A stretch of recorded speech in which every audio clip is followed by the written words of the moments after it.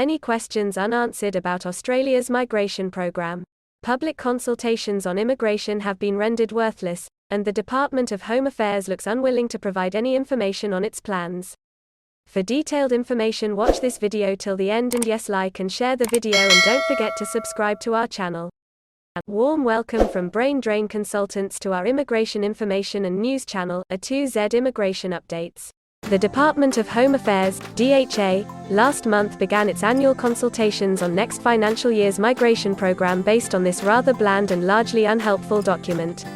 In the current consultation document, the DHA pretends that the detailed planning levels for 2021-22 are unchanged from those of 2020-21, despite the fact the outcome for 2020-21 was significantly different from that year's planning levels, and that the size and composition of the application pipelines for each visa category will by now be substantially different.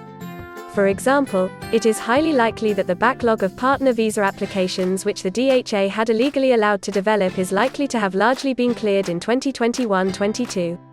Does that already mean a much larger skill stream in 2022-23? There will be significantly fewer temporary entrants in Australia who may qualify for an employer-sponsored permanent visa in 2022-23, particularly from the crucial feeder group of skilled temporary entrants. State and territory governments have become reluctant to nominate migrants directly from overseas. Only South Australia is currently considering this. What impact will this have on state, territory nominated categories both in 2021-22 and 2022-23? While there is a large backlog of business skills cases, the DHA has already boosted the size of this category in 2020-21. Is it planning to further increase this category in 2021-22 and 2022-23 to make up any shortfall? The DHA has been reluctant to issue many invitations in the skilled independent category in 2021-22. Is it planning to continue this practice in 2022-23?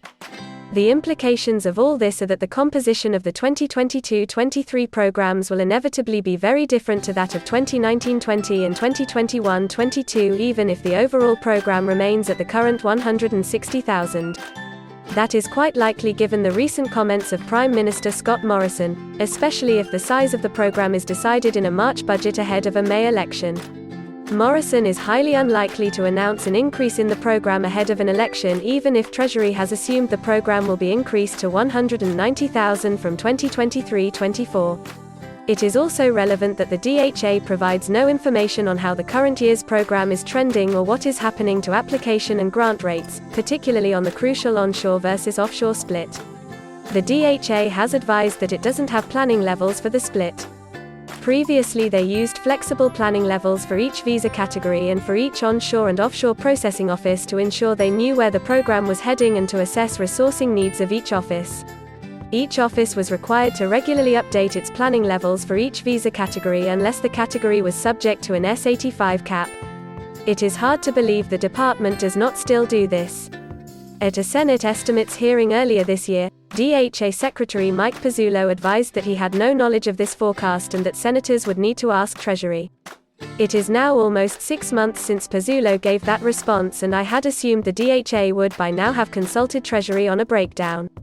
After all, it will be DHA policies and administration that will largely determine whether this forecast is delivered.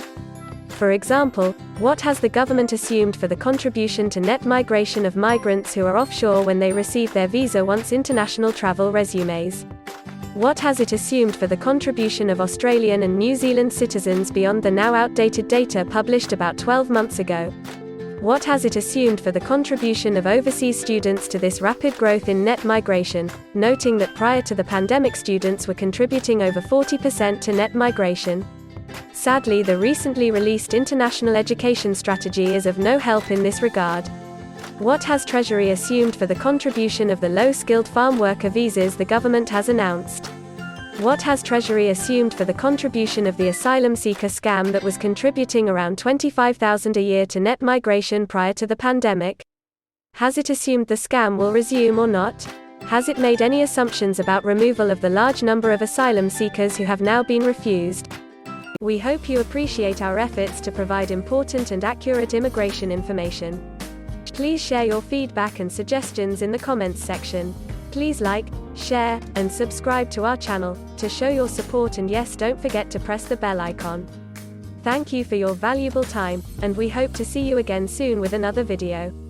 If you need any further assistance or want to discuss anything related to your immigration dreams, then you can book an expert consultation session with our team of registered migration consultants.